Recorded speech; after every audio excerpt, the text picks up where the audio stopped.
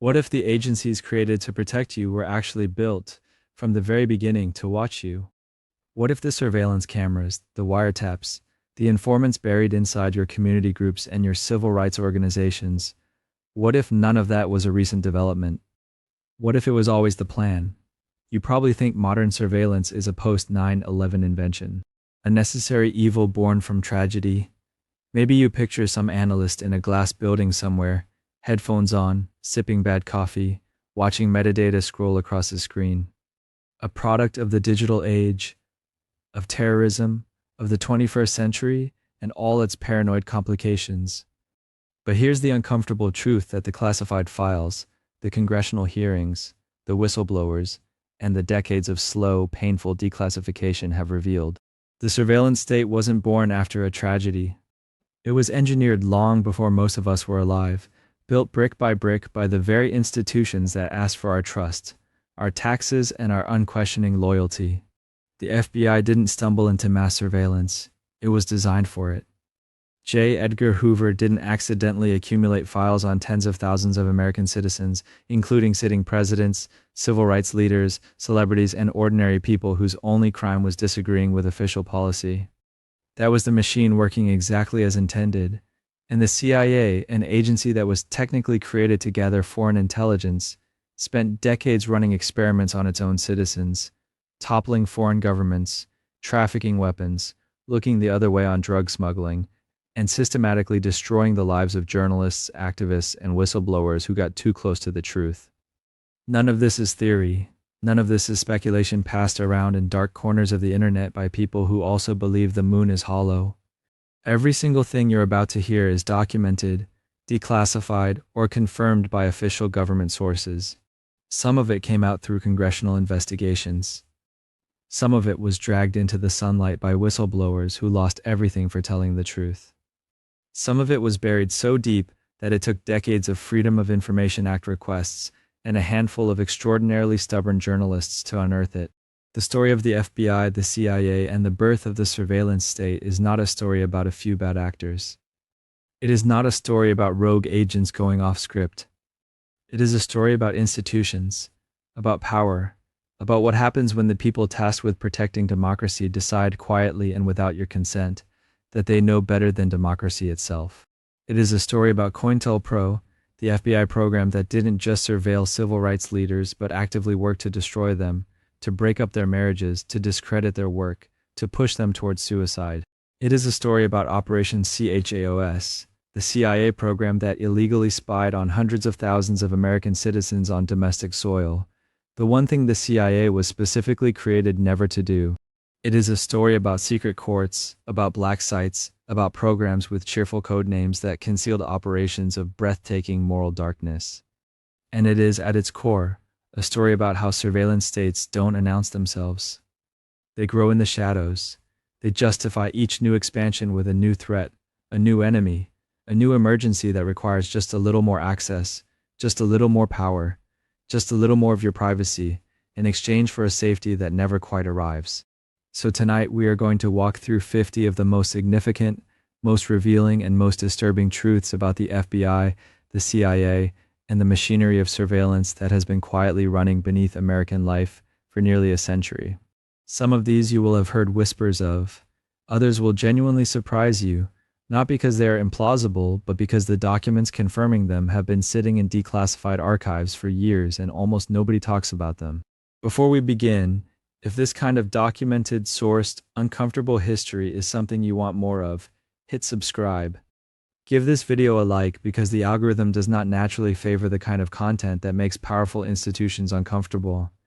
And I need your help making sure these stories reach people who actually want to know them.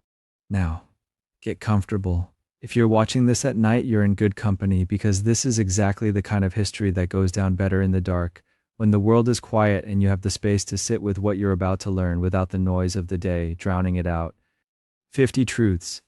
50 documented, verifiable, deeply unsettling facts about the agencies that built the surveillance state and the America that exists because of them. Some of these stories will make you angry. Some will make you sad. A few might make you feel something very close to awe at the sheer scale of what was hidden, for how long, and how deliberately. But all 50 of them are real, and that is the most important thing to hold on to as we begin. Let's start 1.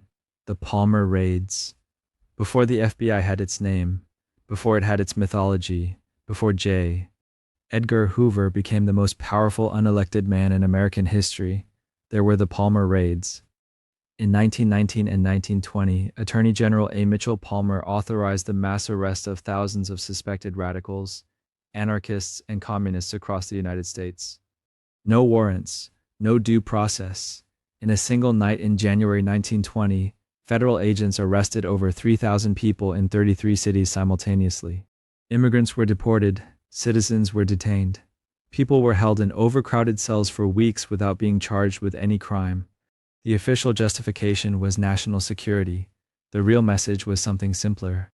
Dissent is dangerous, and the government will come for you if you practice it. The Palmer Raids didn't just target radicals. They normalized the entire architecture of mass domestic crackdowns. They established the template, and a young Justice Department official named Edgar Hoover was watching, learning, and taking notes. 2. Hoover's General Intelligence Division. Hoover didn't wait to be given power. He built it himself. In 1919, at just 24 years old, Hoover was put in charge of the Justice Department's new General Intelligence Division. His mandate was to track suspected subversives. What he actually built was something far more ambitious: a centralized cataloging system for political surveillance on a scale the country had never seen. Hoover compiled files on over 200,000 individuals and organizations. Socialists, labor organizers, civil rights advocates, anyone whose politics made the government nervous. He cross-referenced names, tracked associations, built webs of connection between people who had committed no crimes but held ideas the government found threatening. This wasn't reactive intelligence work, it was systematic political monitoring, designed not to stop violence but to map and control dissent. Hoover was 24 years old and he was already building the infrastructure of the surveillance state. He would spend the next 50 years perfecting it. 3. The Bureau of Investigation becomes the FBI. In 1935, the Bureau of Investigation was officially renamed the Federal Bureau of Investigation. It sounds like a bureaucratic footnote. It wasn't. The rebranding came with a carefully constructed national mythology. Hoover's G-men, glamorized in Hollywood films and radio serials, were presented as heroic crime fighters protecting the American way of life. The new name and new identity gave Hoover something he had always wanted: a broader mandate and a nation's trust. Under the FBI banner, the agency's ambitions expanded dramatically. Crime fighting was the public face. Political surveillance was the operating reality. The name changed. The mission, the one Hoover had been quietly running since 1919, stayed exactly the same. And now it had a badge the whole country recognized. 4. The FBI's Secret Official and Confidential Index. Hoover didn't just build files, he built lists. Specifically, he maintained a secret index of people the FBI had marked for immediate detention in the event of a national emergency. This was called the Official and Confidential Index, and later variations carried names like the Security Index and the Reserve Index. These weren't lists of convicted criminals. They were lists of people whose politics made Hoover nervous. Communists, socialists, labor organizers, civil rights leaders, journalists, academics, people who had never been charged with anything, never tried, never convicted, simply flagged for roundup if the government decided the moment had arrived. At its peak, the Security Index contained thousands of names. Hoover updated it constantly, adding people, categorizing them by perceived threat level, noting how quickly they should be detained. The list existed entirely outside the law. No court authorized it. No congressional oversight governed it. It was Hoover's personal detention roster, maintained in secret for decades. When Attorney General Tom Clark found out about it, he told Hoover it was illegal. Hoover kept the list anyway and just stopped telling attorneys general about it. And speaking of secret programs designed to imprison Americans without the inconvenience of due process, that detention obsession went even deeper than a list. 5. The Custodial Detention Program. While Hoover was building his index, federal planners were working on the infrastructure to actually use it. The custodial detention program was a systematic effort to prepare for the mass imprisonment of thousands of Americans during wartime or a national crisis, without trial, without charges, without the ordinary protections of the Constitution. The program identified specific individuals who would be detained the moment a designated emergency was declared. It designated facilities where they would be held. It developed procedures for processing them quickly, efficiently, and quietly. The whole apparatus was built and ready to go. It wasn't theoretical. The government had already demonstrated it was willing to use mass detention without due process. The Japanese-American internment camps during World War II proved that. The custodial detention program was that logic extended, refined, and applied to political enemies instead of an ethnic group. When the program was eventually exposed, officials claimed it had been discontinued. What actually happened is that versions of it kept resurfacing under different names with different justifications. The fundamental idea, that the government should have a ready mechanism to remove people it considers dangerous before they do anything, never really went away. And if maintaining secret detention lists sounds extreme, the FBI had an entire operational program built around something even more hands-on. Actively destroying the organizations it didn't like from the inside out. 6. COINTELPRO. In 1956, the FBI launched COINTELPRO, the counterintelligence program, and it was exactly what it sounds like if you understand that counterintelligence in this context meant destroying American political movements the FBI found inconvenient. The program ran for 15 years and targeted an extraordinary range of groups. The Communist Party, obviously, but also the Socialist Workers' Party, the Civil Rights Movement, the Black Panther Party, the American Indian Movement, anti-Vietnam War organizations, and eventually even some right-wing groups, though the left received the overwhelming majority of attention. The tactics were creative in the way that only sustained institutional malice can be. FBI informants infiltrated organizations and reported back, but also actively worked to sow discord. The Bureau sent anonymous letters designed to trigger conflicts between leaders. They fabricated evidence of affairs and betrayals to break up relationships and partnerships. They sent forged correspondence to make members believe their colleagues were informants. They tipped off local police to enable targeted arrests. They worked to get people fired from their jobs and evicted from their homes. They tried to destroy marriages. In one documented operation, the FBI sent a fake letter to a Black Panther leader designed to provoke a violent confrontation with a rival organization. People died from that kind of manufactured conflict. COINTELPRO wasn't surveillance. It wasn't intelligence gathering. It was active sabotage of legal political organizations by the federal law enforcement agency that was supposed to protect citizens' rights. The targets weren't foreign spies or violent criminals. They were Americans exercising the rights the Constitution explicitly guaranteed them. When the Church Committee finally exposed COINTELPRO in the mid-1970s, the scale of it shocked even seasoned investigators.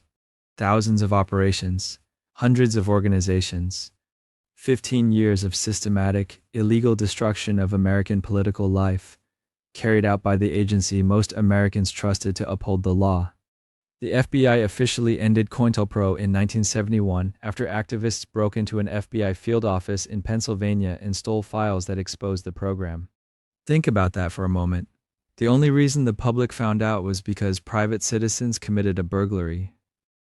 And speaking of the FBI's very particular interest in political movements it found threatening, their attention to one specific organization became one of the most documented abuses in American law enforcement history. 7. Martin Luther King Jr. wiretaps. The FBI's campaign against Martin Luther King Jr. is one of the clearest windows into how far the Bureau would go when it decided someone was an enemy. King wasn't a criminal. He wasn't a spy. He was a Baptist minister leading nonviolent protests against segregation and the Vietnam War. That was enough for J. Edgar Hoover to label him the most dangerous Negro in America.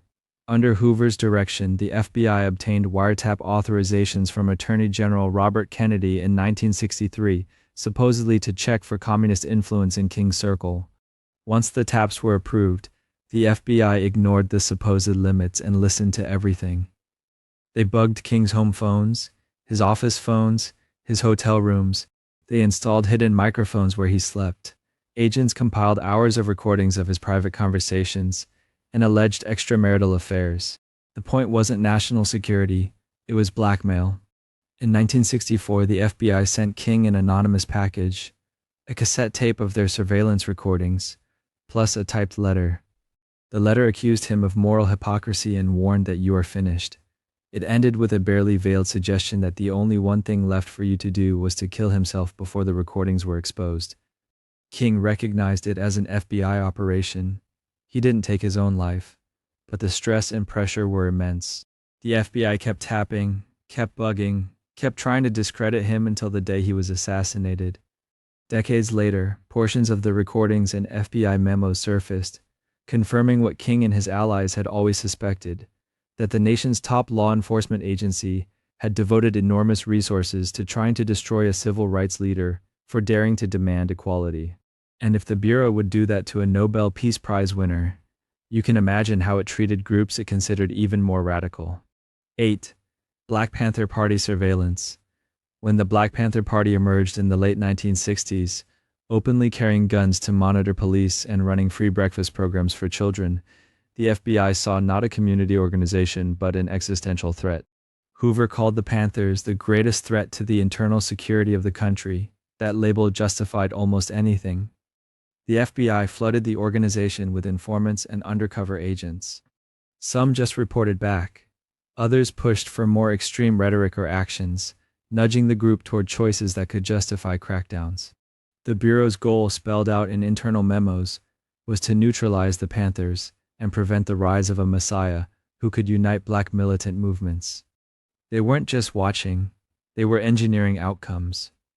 COINTELPRO directives specifically ordered agents to exploit existing tensions between Black Panther chapters and rival groups like the U.S. organization in Los Angeles. Fake letters, forged in Panther style, were sent to one group threatening the other, escalating mistrust into open violence. In some cities, those FBI-manufactured rivalries ended in shootouts and assassinations. At the same time, the Bureau fed intelligence to local police for raids that often turned deadly. The 1969 pre-dawn raid that killed Chicago Panther leader Fred Hampton, while he slept, was enabled by an FBI informant who provided a detailed floor plan of Hampton's apartment. Afterward, the FBI quietly rewarded the informant with a bonus. Publicly, they called it law and order. Privately, they celebrated the disruption of free breakfast programs, health clinics, and political education classes that challenged the status quo. The Panthers were accused of being inherently violent, but many of the most destabilizing internal conflicts and spectacular confrontations were shaped, provoked, or amplified by federal operations designed to fracture the group from the inside. And the Panthers weren't the only movement for self-determination that found itself in the FBI's sights. 9. American Indian Movement Monitoring. The American Indian Movement, or AAM, formed in 1968 to protest police brutality, defend treaty rights, and push back against centuries of broken promises. They occupied buildings, organized marches, and demanded that the U.S. government honor its own laws. For that, they were treated like insurgents. Federal surveillance of AIM was intense from the beginning, but it escalated dramatically as the group took part in high-profile confrontations. When AIM activists joined the 1972 occupation of the Bureau of Indian Affairs in Washington, D.C., the FBI and other agencies cataloged participants, photographed everyone they could, and expanded informant networks on reservations across the country. The real flashpoint came with the 71-day occupation of Wounded Knee in 1973 on the Pine Ridge Reservation in South Dakota. AIM members and local Lakota residents seized the town to protest corrupt tribal leadership and federal neglect. The government responded with roadblocks, armored personnel carriers, constant surveillance flights, and hundreds of agents and marshals encircling the area. While negotiators talked, the FBI collected intelligence, monitored radio traffic, and built cases. After the occupation ended, Pine Ridge became one of the most heavily surveilled and violent places in the United States. Shootings, mysterious deaths, and clashes between AIM supporters and tribal government allies were common. The FBI framed its actions as restoring order, but internal documents show an explicit focus on neutralizing AIM leadership and discrediting the movement. Leonard Peltier, an AIM activist later convicted in the killing of 2 FBI agents during a 1975 shootout on Pine Ridge, became a symbol of these conflicts. Amnesty International and other groups have long argued his trial was marred by coerced testimony and withheld evidence. Through it all, the pattern remained familiar. A movement demanding sovereignty and accountability was met not just with observation, but with an overwhelming apparatus of surveillance, infiltration, and legal pressure. And as these domestic campaigns unfolded, the same agencies were exporting similar tactics overseas, turning entire countries into laboratories for control. 10. Students for a Democratic Society files. By the late 1960s, college campuses had become one of the main battlegrounds of American dissent, and the FBI treated them accordingly. Students for a Democratic Society, or SDS, began as a relatively small group of idealistic students writing position papers about participatory democracy. Within a few years, they were organizing sit-ins, anti-war marches, and campus strikes that drew tens of thousands. To J. Edgar Hoover, this wasn't youthful activism, it was a potential breeding ground for revolution. The Bureau responded by opening thousands of individual files on student activists, professors, and even high school organizers loosely connected to SDS. Field offices were told to map out campus networks. Who lived with whom? Who printed the flyers? Who booked the rooms? Who owned the mimeograph machine? Informants were placed in student groups, sometimes as roommates, sometimes as romantic partners, sometimes as the person who always volunteered to keep the membership list. They weren't just there to observe. Like with other COINTELPRO operations, some informants pushed for more confrontational tactics, knowing that a broken window or a thrown rock could justify arrests in campus crackdowns. The paper trail was staggering. At its peak, SDS-related files filled cabinets in dozens of field offices, with cross-index card systems that let agents instantly link a student protest in Ann Arbor to a meeting in Berkeley. Dissent itself became a category of national security. Writing an anti-war op-ed in the student paper, handing out draft counseling leaflets, or hosting a teach-in could be enough to land your name in an FBI report. Years later, when some of those files were released under the Freedom of Information Act, former students discovered that casual conversations, dorm bull sessions, and even their jokes about the FBI had been dutifully recorded, summarized, and filed away. For a whole generation, coming of age politically meant doing so under quiet, invisible scrutiny, where the price of asking questions was a government dossier that might follow you into adulthood. 11. The Hollywood blacklist and FBI cooperation. Long before campus radicals and anti-war marches, the battle over who was allowed to speak and what they were allowed to say had already come to Hollywood. In the late 1940s and 1950s, the House Un-American Activities Committee dragged writers, directors, and actors into televised hearings, demanding they confess past communist ties and name names. The famous Hollywood 10 who refused were cited for contempt of Congress and blacklisted. Behind the scenes of these public spectacles, the FBI was busy gathering and feeding information. Hoover's agents compiled thick files on studio employees, union organizers, and politically active entertainers. Some of that intelligence came from informants inside the industry, who quietly reported on conversations at parties, union meetings, and script conferences. Other material was pulled from earlier years, when being sympathetic to the New Deal or signing a petition in the 1930s had been enough to get you flagged as a potential subversive. When HUAC staff or friendly senators needed background on a witness, the FBI often provided it, formally or informally. The Bureau wouldn't always hand over raw files. Instead, they might offer a selective summary, emphasizing anything that made a person look dangerous or disloyal. Studio executives, desperate to avoid public scandal and government anger, cooperated enthusiastically. They created private blacklists based in part on whispers, rumors, and hints that someone had an FBI problem. Careers vanished overnight. Writers worked under pseudonyms for years, or left the country entirely. Actors found themselves unemployable not because of any crime, but because their names had appeared in a hearing transcript, a studio memo, or a bureau report. The chilling effect extended far beyond the people who were actually blacklisted. Directors self-censored scripts. Producers avoided anything that might look too critical of American institutions. The FBI didn't have to ban films directly. By quietly sharing files, nodding to Congress, and keeping a climate of suspicion alive, it helped enforce an unofficial ideological boundary around the most powerful storytelling machine in the world. 12. Operation Shaos S. If the FBI turned campuses into files, the CIA did something even more extraordinary. It turned its foreign intelligence machinery inward on the American public. By law and charter, the CIA was supposed to operate overseas, gathering information on foreign governments and movements. Domestic spying was explicitly off limits, but as the Vietnam War dragged on and protests grew larger, presidents and CIA directors started worrying that there must be some hidden foreign hand behind the dissent. In 1967, the agency launched Operation CHAOS, a secret program to collect intelligence on anti-war activists, student groups, and supposed radical organizations inside the United States. What began as a narrow effort to track foreign funding quickly expanded. CIA officers compiled lists of thousands of American citizens, indexed by name, group, and political leanings.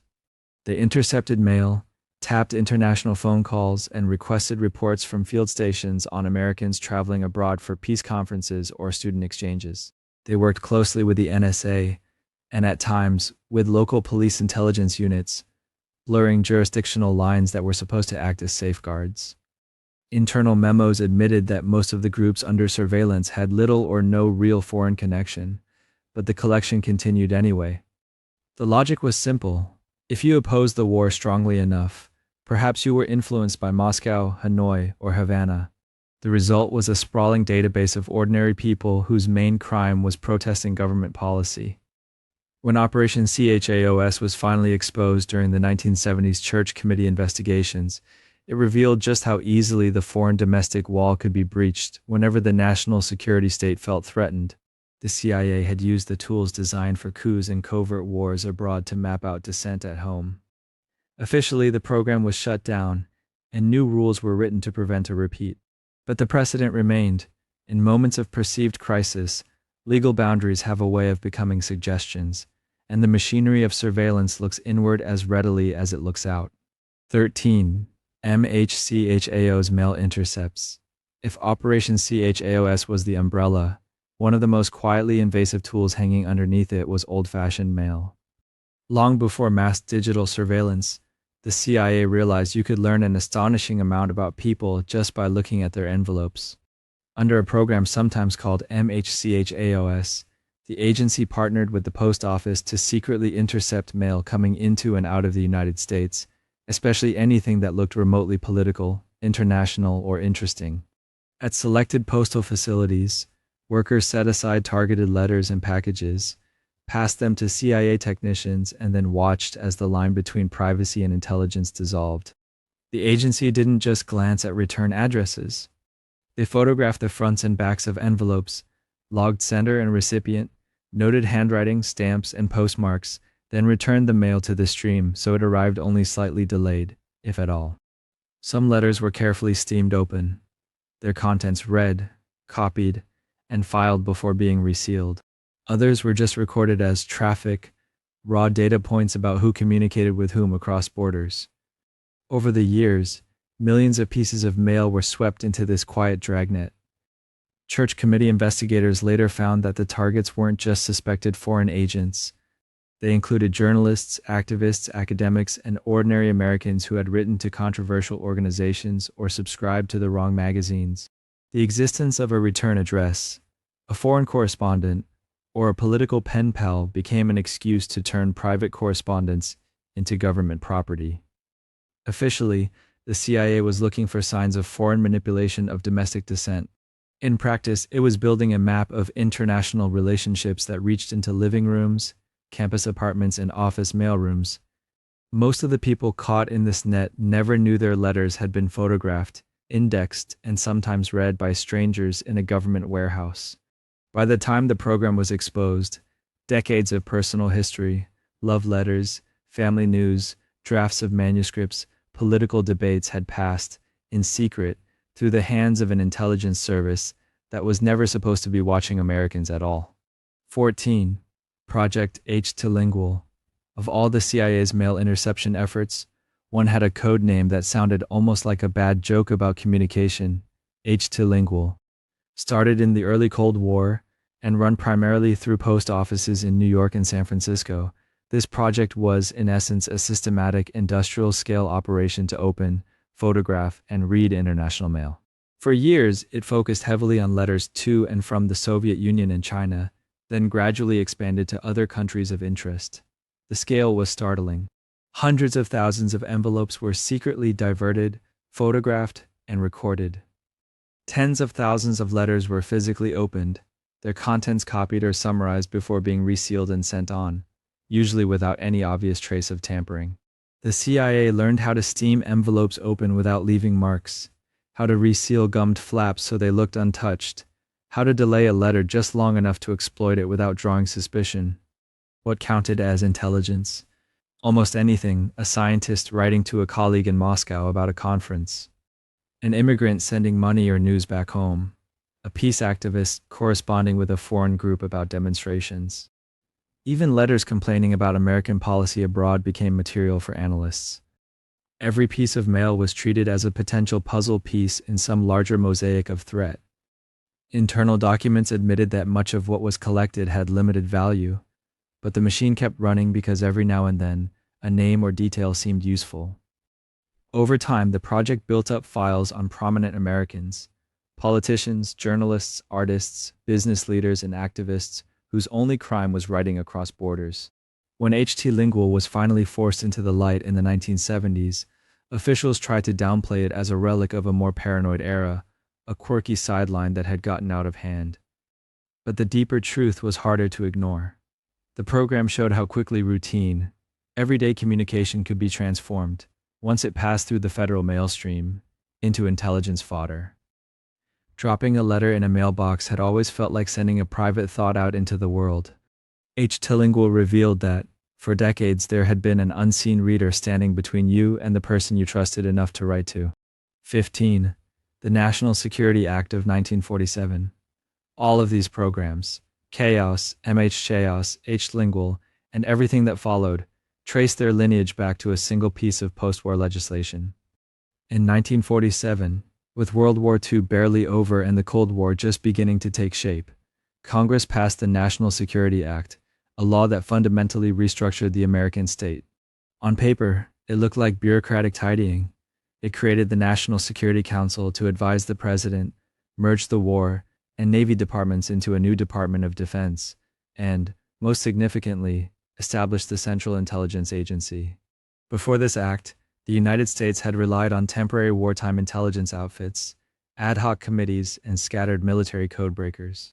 The 1947 law made something new, a permanent, centralized intelligence agency whose job was to collect and analyze information from around the world in peacetime and to conduct other functions and duties as the National Security Council might direct.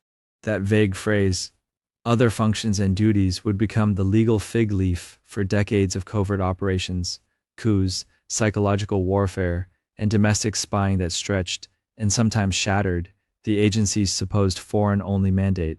Equally important was what the act normalized. It made national security not a temporary wartime condition, but a standing framework for governance. The president now had a formal council of security advisors. The military branches lived under a unified civilian secretary. Intelligence was institutionalized, funded, and woven into the fabric of policymaking. In theory, this was about preventing another Pearl Harbor, making sure information flowed properly so the country was never caught off guard again.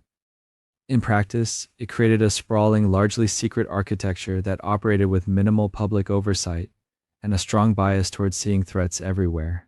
Over the following decades, new agencies and programs would bolt themselves onto this foundation. The NSA's electronic eavesdropping, the FBI's expanded domestic counterintelligence, a host of special access programs you'll never see on a budget sheet. The National Security Act of 1947 didn't just respond to a dangerous world. It quietly committed the United States to living inside a permanent security state where extraordinary powers born in war became the everyday tools of government. 16. The Office of Strategic Services legacy. If the National Security Act of 1947 built the House of American Intelligence, the Office of Strategic Services, OSS, was the strange rambling shack it was modeled after. During World War II, the OSS was thrown together in a hurry, a mashup of professors, spies, saboteurs, ex-gangsters, and idealists tasked with doing whatever it took to defeat the Axis. It ran resistance networks in occupied Europe, blew up rail lines, forged documents, spread disinformation, and learned how to infiltrate and destabilize foreign governments. There weren't many rules because there wasn't much time. That improvisational, do what works, and we'll ask legal later mentality seeped into the culture. The OSS recruited from Ivy League campuses and Wall Street firms, blending academic arrogance with clandestine swagger. It forged relationships with British intelligence, learned from their colonial-era tricks, and absorbed a view of the world where great powers pulled strings behind the scenes, and the public was told only what it needed to know. When the war ended, President Truman shut the OSS down on paper, but its people, methods, and files didn't vanish. They were scattered into the State Department, the military, and then quietly reassembled inside the new CIA. Many early CIA leaders were OSS veterans who brought with them a deep belief in secrecy as a virtue and covert action as a normal tool of policy, not an emergency last resort. Techniques developed in wartime, black propaganda, sabotage, front companies, cutouts, compartmentalization, were simply repurposed for peacetime competition with the Soviet Union. The line between wartime necessity and peacetime habit blurred. The OSS legacy wasn't just the idea that intelligence could win battles. It was the deeper notion that an elite, hidden service, operating under broad mandates and minimal oversight, was both necessary and entitled to carve out its own space beyond ordinary law. The CIA didn't just inherit offices, personnel, and filing cabinets from the OSS. It inherited a culture that saw expansive covert authority as natural, secrecy as protective not only of operations, but of reputations, and democratic transparency as something that could be postponed indefinitely in the name of national security. 17. Allen Dulles and covert power. If OSS veterans supplied the DNA of the CIA, Allen Dulles was the man who decided what that DNA would grow into. A Wall Street lawyer with deep ties to corporate power, a World War II OSS station chief in Switzerland, and a consummate insider, Dulles became Director of Central Intelligence in 1953 and turned the agency into something far more aggressive than most Americans imagined existed. Under his watch, covert action moved from being a niche capability to a central instrument of American foreign policy. The CIA didn't just collect information, it overthrew governments, funded political parties, ran psychological warfare campaigns, and cultivated a network of friendly dictators and strongmen who knew who to thank for their positions. The coups in Iran and Guatemala, the intervention in the Congo, the plots against Castro, the backing of anti-communist militias around the world, these were not accidents or rogue operations. They were the expression of Dulles's worldview, that a small, well-connected elite was uniquely qualified to manage global politics from behind the curtain. He preferred deniability to debate, back channels to public diplomacy. He met with presidents in private, briefed them selectively, and often pursued operations that even senior officials outside the national security circle barely understood. Within the agency, Dulles cultivated a culture that prized cleverness and results over caution and legality. Success was measured by toppled leaders and disrupted movements, not by the long-term stability of the countries left behind. Mistakes were buried under classification stamps. Failures like the Bay of Pigs were spun as unfortunate miscalculations, rather than symptoms of a system that had grown too confident in its own ability to shape the world. Dulles's tenure normalized the idea that covert action was not an emergency lever but a routine option, one that could be pulled without public consent and rarely with meaningful congressional knowledge. Even after he was forced out following the Bay of Pigs fiasco, the structures he built and the mindset he fostered remained. Covert power had been institutionalized, folded into the machinery of state. Presidents came and went, but the assumption that the CIA could and should act invisibly to mold political realities abroad, and when necessary at home, lingered like a shadow behind every policy meeting. 18. Operation Paperclip. Just as the United States was building its new national security apparatus, it quietly made a deal with some of the very people that apparatus was supposedly created to defend against. Operation Paperclip was the sanitized name for a post-war program to recruit German scientists, engineers, and intelligence experts, many of them with direct ties to the Nazi regime, and bring them to work for the United States. Publicly, American leaders spoke in moral absolutes about defeating fascism and bringing war criminals to justice. Privately, they worried about the Soviet Union scooping up the same talent. So military and intelligence officials decided that the need for rocket experts, chemists, and medical researchers outweighed the discomfort of their pasts. To make this palatable, records were scrubbed, biographies were rewritten. Paperclips attached to personnel files signaled which details should be quietly ignored. Men who had designed V-2 rockets built with concentration camp labor, who had conducted experiments under the cover of Nazi medicine, suddenly reappeared in American laboratories and defense projects as respected specialists. Wernher von Braun, the most famous of them, became the face of the U.S. space program, appearing on television and posing for magazine covers, while his wartime work was reframed as apolitical engineering. Intelligence officers who had hunted resistance fighters or helped manage Nazi spy networks were repurposed as assets in the emerging struggle against the Soviets. Operation Paperclip wasn't just a pragmatic talent grab, it was an early test of how far the new security state was willing to bend its own stated values in the name of advantage. The answer was, quite far. The program set a pattern where ethical concerns could be overridden by classified calculations, and where public narratives of justice diverged sharply from secret decisions. It also fed into a broader normalization of secrecy. The American public was not told that former Nazi-affiliated scientists were now working in U.S. facilities, protected from prosecution and repackaged as Cold War heroes. That gap between what citizens were allowed to know and what the security establishment actually did became a defining feature of the surveillance state that followed. 19. The CIA's MKUltra program. If Operation Paperclip showed how far the U.S. would go to recruit former enemies, MKUltra showed how far it would go to experiment on its own people. In the early 1950s, as the Cold War hardened and stories of communist brainwashing spread, the CIA decided it needed to understand, and if possible control, the human mind. That mandate was turned into a sprawling research program known as MKUltra, authorized by Alan Dulles and overseen by chemist Sidney Gottlieb, a man who combined a bureaucrat's love of files with a tinkerer's curiosity about human consciousness. The idea was simple and terrifying. If you could break down a person's personality, erase memories, and instill new behaviors, you could create better spies, more pliable assets, and more effective interrogation tactics. To chase that fantasy, the CIA funneled money through front organizations into universities, hospitals, prisons, and mental institutions. Doctors and researchers, some knowing the source, many not, were paid to dose unwitting subjects with LSD and other psychedelics, subject them to sensory deprivation, sleep deprivation, hypnosis, electroshock far beyond therapeutic levels, and combinations of all the above. Consent was often non-existent or fraudulent.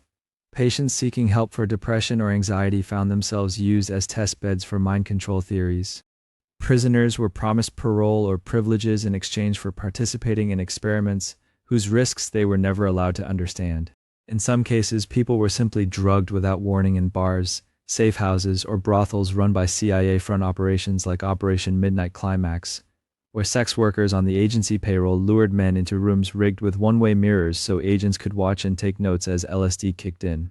One CIA employee, Frank Olson, was dosed without his knowledge at a retreat, spiraled into a breakdown, and died after falling from a New York hotel window, under circumstances that still look suspiciously like more than suicide. MKUltra wasn't a single project but an umbrella for hundreds of subprojects, each pushing ethical boundaries a little further, justified by the fear that if America didn't figure this out first, the Soviets would. For 2 decades, the CIA tried to make science fiction real, only to discover that the human mind was messier and more resilient than their fantasies allowed. They never cracked reliable mind control, but they did leave behind traumatized subjects, ruined lives, and a paper trail that hinted at just how boldly the agency was willing to disregard basic human rights in secret. When the scandal finally began to surface in the 1970s, many MKUltra records had already been destroyed on Gottlieb's orders, a bureaucratic erasure that conveniently protected careers but not the people whose minds had been used like lab equipment. 20. Project Artichoke. Before MKUltra became the notorious brand name for CIA mind control research, there was an earlier, darker prototype with a more innocuous code word, Artichoke. Launched in the early 1950s under the CIA's Office of Security, Project Artichoke asked a blunt question: could you create a controlled human being, someone who would do your bidding, even violent acts, without remembering or resisting? To chase that goal, Artichoke blended interrogation science, chemical experimentation, and psychological coercion in ways that make later MKUltra work look like a continuation rather than a departure. Agents and contract doctors tested combinations of barbiturates, amphetamines, hallucinogens, and so-called truth serums on prisoners, detainees, and unwitting subjects deemed expendable, often foreign nationals held in secret facilities where oversight was essentially non-existent. Hypnosis sessions were layered on top of drug states to see if suggestibility could be amplified, if memories could be planted or erased, if instructions could be buried deep enough to survive conscious resistance. Some documents contemplate using psychiatric patients, alcoholics, or people with questionable backgrounds precisely because they were easier to discredit later if something went wrong. There were experiments in extreme isolation, sleep interruption, and physical discomfort calibrated to push people to the edge without technically crossing into what the lawyers of the time might label torture. The line, unsurprisingly, blurred constantly. Artichoke files discuss scenarios like kidnapping a target, drugging them, interrogating them in a hidden location, and then returning them with no conscious recollection of what had happened. They considered whether a person could be induced to carry out an assassination and then forget both the act and the instructions. The project's questions had a chillingly clinical tone, as if the human beings involved were just particularly complicated lab rats. Over time, Artichoke evolved, rebranded, and was folded into MKUltra, but the mentality remained. Information and control were more important than consent or legality, and the fear of Soviet advances justified almost anything. When congressional investigators finally got a partial glimpse of Artichoke decades later, what they saw was not a few rogue experiments but an early blueprint for a system in which the clandestine services assumed the right to treat minds and bodies as tools, provided the paperwork stayed classified, and the victim stayed voiceless. 21. The Family Jewels Memorandum.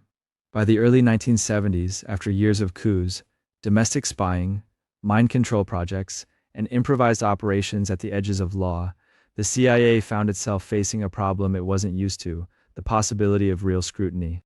The Watergate scandal had cracked open the image of government infallibility. Reporters, courts, and a few curious members of Congress began asking uncomfortable questions about what the intelligence community had been doing under the cover of secrecy. Inside the CIA, Director James Schlesinger issued an order in 1973 that would come back to haunt the agency. He wanted a list of all activities that might be legally or politically problematic, especially those involving operations on U.S. soil, which the CIA was officially prohibited from conducting. The result was an internal compilation with an ironically domestic nickname, the Family Jewels. Over several hundred pages, agency components detailed years of questionable and outright illegal actions, mail opening programs that photographed Americans' letters, surveillance of journalists and anti-war activists, cooperation with local police to monitor dissidents, plots to assassinate foreign leaders like Fidel Castro, experiments on unwitting citizens, and other operations that had never been disclosed to Congress, let alone the public. The document wasn't meant as a confession. It was meant as a damage assessment, a way for the leadership to know what skeletons were in which closets in case exposure became unavoidable. For a while, it stayed buried, passed quietly from one director to the next. But when journalist Seymour Hersh exposed CIA domestic spying in a 1974 New York Times article, the existence of such internal records became impossible to ignore. The Church Committee and other investigations demanded to see them. Parts of the Family Jewels were eventually released in 2007, decades after most of the events they described, confirming that many so-called conspiracy theories had been understatements. The memo didn't list everything. It only included what the CIA itself was willing to admit in writing. But its very existence revealed how normalized rule-bending had become, and how the agency understood that a full accounting, if ever made public in real time, would be politically explosive. The Family Jewels showed a security apparatus that knew it had crossed legal and ethical lines repeatedly, chose secrecy over correction, and trusted that classification stamps and internal memos could keep those truths contained long enough for everyone involved to retire. 22. The Church Committee hearings. When the Family Jewels and Seymour Hersh's reporting cracked the facade, the Senate finally had to ask out loud, what the intelligence agencies had been doing in America's name. In 1975, under Senator Frank Church of Idaho, a special Senate committee was created with a mandate that sounded simple and turned out to be revolutionary. Find out whether the FBI, CIA, NSA, and other agencies had been obeying the law, and if not, how far they'd strayed. The hearings that followed peeled back decades of secrecy. Senators listened as witnesses described CIA plots to assassinate foreign leaders, FBI programs like COINTELPRO that targeted civil rights leaders, anti-war activists, and even women's liberation groups, and NSA programs that quietly copied Americans' telegrams and monitored their communications without warrants. Church's committee subpoenaed documents, forced reluctant directors to testify, and showed the public, often on live TV, that the intelligence community had treated legal restrictions as suggestions rather than limits. FBI Director Clarence Kelly and CIA Director William Colby found themselves explaining why their agencies had opened mail, infiltrated political groups, and experimented on unwitting citizens. Lawmakers saw that COINTELPRO wasn't a few bad apples, but an institutional project to disrupt, misdirect, discredit, or otherwise neutralize domestic dissent. The hearings revealed the scale of Project Shamrock and Minaret, in which the NSA had obtained copies of virtually every telegram entering or leaving the United States for decades. Frank Church himself warned in a now famous statement that if the NSA's capabilities were ever turned fully inward, there would be no place to hide. The government could impose total tyranny and no American would be able to resist. Out of this came reforms, the creation of permanent intelligence oversight committees in Congress, the Foreign Intelligence Surveillance Act, and its secret FISA court, and formal bans on assassinations by executive order. On paper, the surveillance state was reined in, fenced by new rules and oversight structures. But the Church Committee also exposed a deeper truth, that for 30 years, the guardians of national security had repeatedly broken the law in secret, and only when cornered by scandal and public outrage did they accept constraints. The seeds of future surveillance fights were planted right there, in those wood-paneled hearing rooms, as agencies learned how to apologize, accept new guidelines, and then quietly look for ways around them. 23. The Pike Committee Inquiry. If the Church Committee was the Senate's attempt to impose order, the House of Representatives took a more confrontational route, and the intelligence agencies hated it. The House created its own investigation in 1975, chaired by New York Congressman Otis Pike, a former Marine who had little patience for stonewalling. While Church's hearings mixed public spectacle with carefully managed disclosures, Pike pushed harder, demanding detailed budgets, internal memos, and operational files that the agencies had never shown to any legislature. The CIA, NSA, and Pentagon responded with a coordinated resistance campaign. They delayed, redacted, refused, and warned that revealing too much would endanger national security. Henry Kissinger reportedly fumed that Pike's questions were reckless. At one point, President Ford's administration threatened to cut off all intelligence briefings to the House if the committee didn't back down. Pike accused the agencies of treating Congress like an enemy force. Witnesses arrived with lawyers. Answers were carefully scripted, and documents arrived so heavily censored they were almost useless.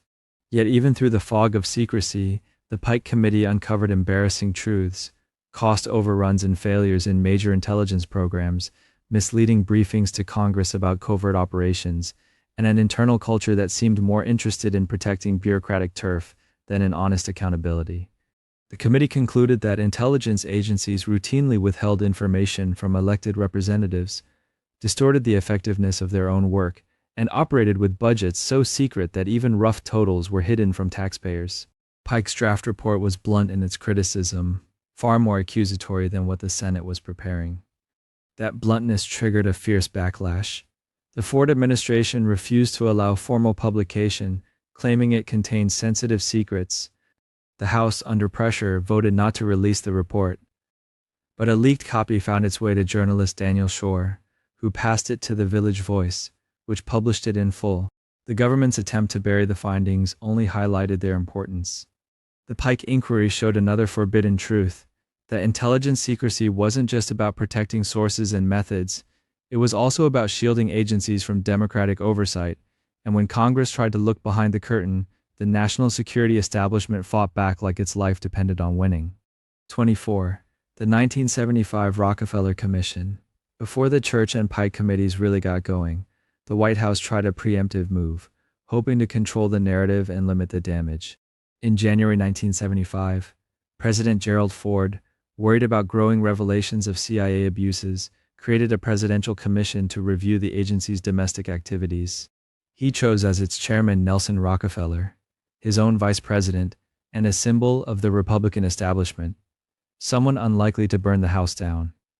On paper, the Rockefeller Commission had a sweeping mandate, but in practice, it functioned more like damage control. Its members, which included future President Ronald Reagan and other political insiders, interviewed CIA officials, examined selected files, and produced a report that confirmed some wrongdoing while carefully sidestepping broader questions about the entire intelligence system. The commission acknowledged that the CIA had conducted illegal domestic spying, opened mail, and participated in highly questionable behavioral experiments. MK Ultra was mentioned, though in sanitized terms. It confirmed that the agency had investigated anti-war protesters, journalists, and other Americans, despite its charter prohibiting domestic operations.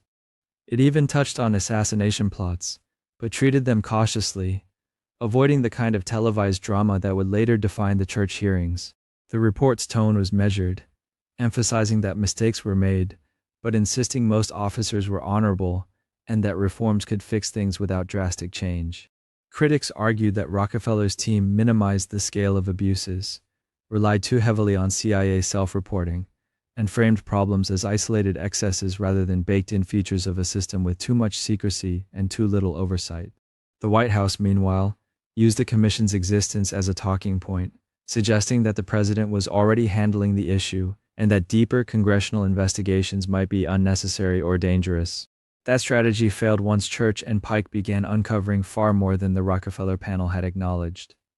But the commission served a quiet purpose.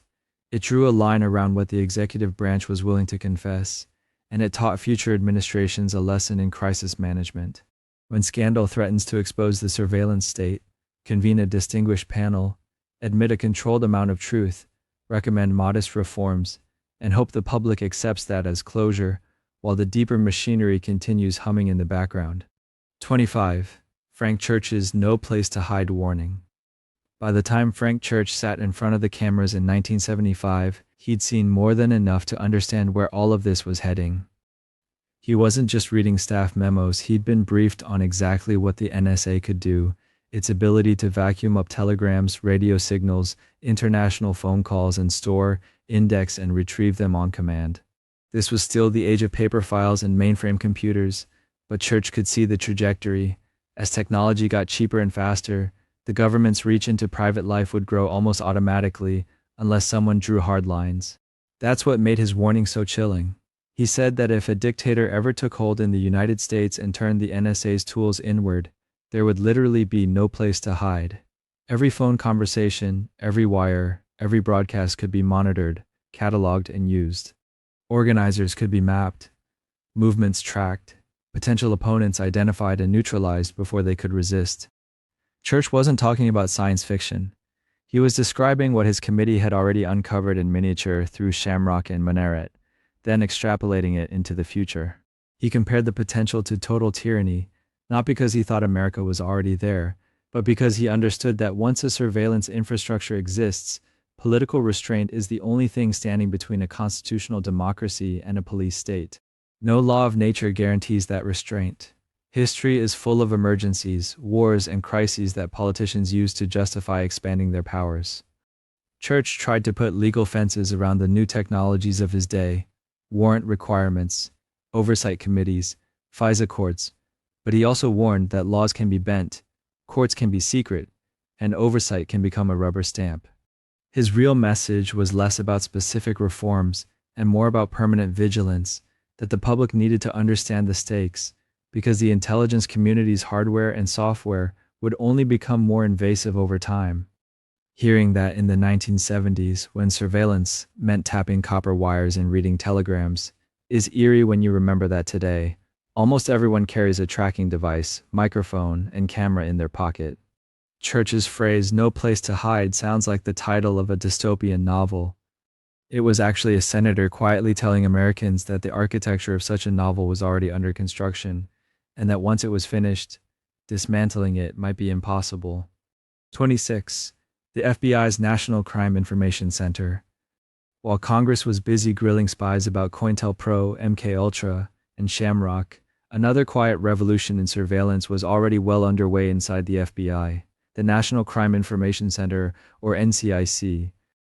It started in 1967 as a simple idea: connect law enforcement agencies around the country to a central computer so they could instantly share information about stolen cars, wanted suspects, and missing persons.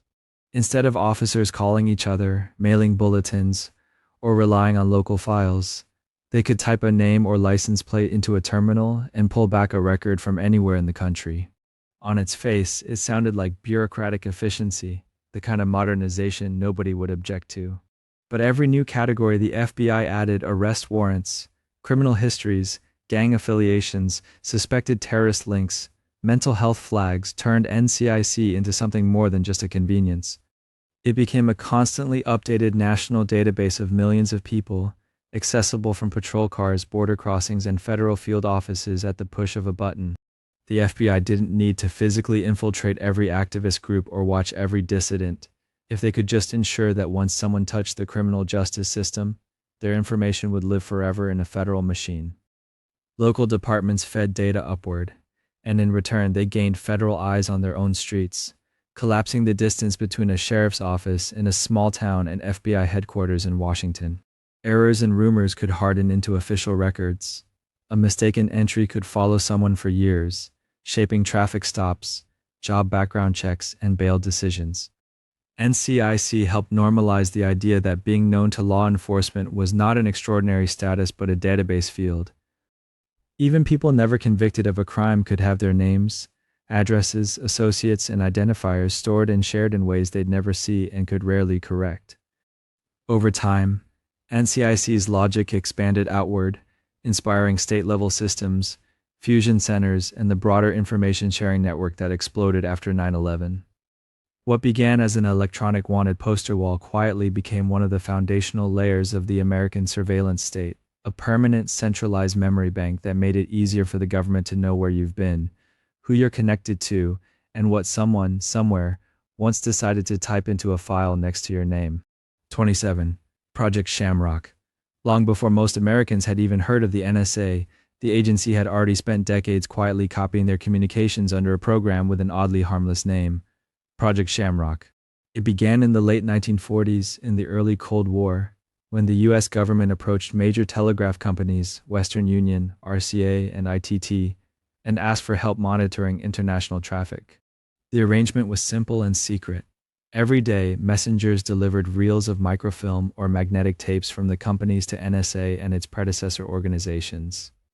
Those reels contained copies of virtually every telegram entering or leaving the United States. Names, addresses, business deals, personal messages, diplomatic chatter rolled up, boxed, and shipped to Fort Meade. Officially, the goal was foreign intelligence, tracking Soviet spies, identifying hostile agents, mapping global networks.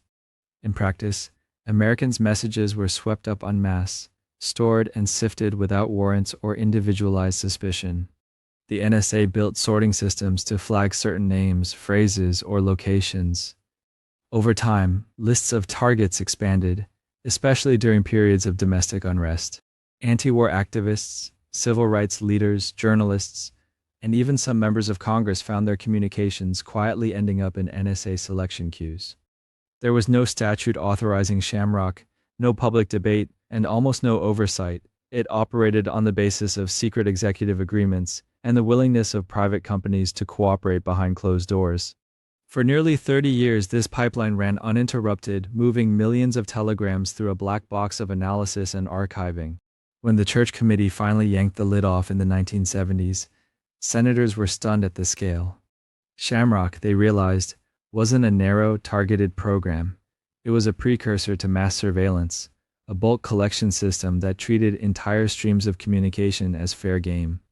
The legal justifications were vague, resting on broad claims of executive power and wartime necessity that somehow never expired.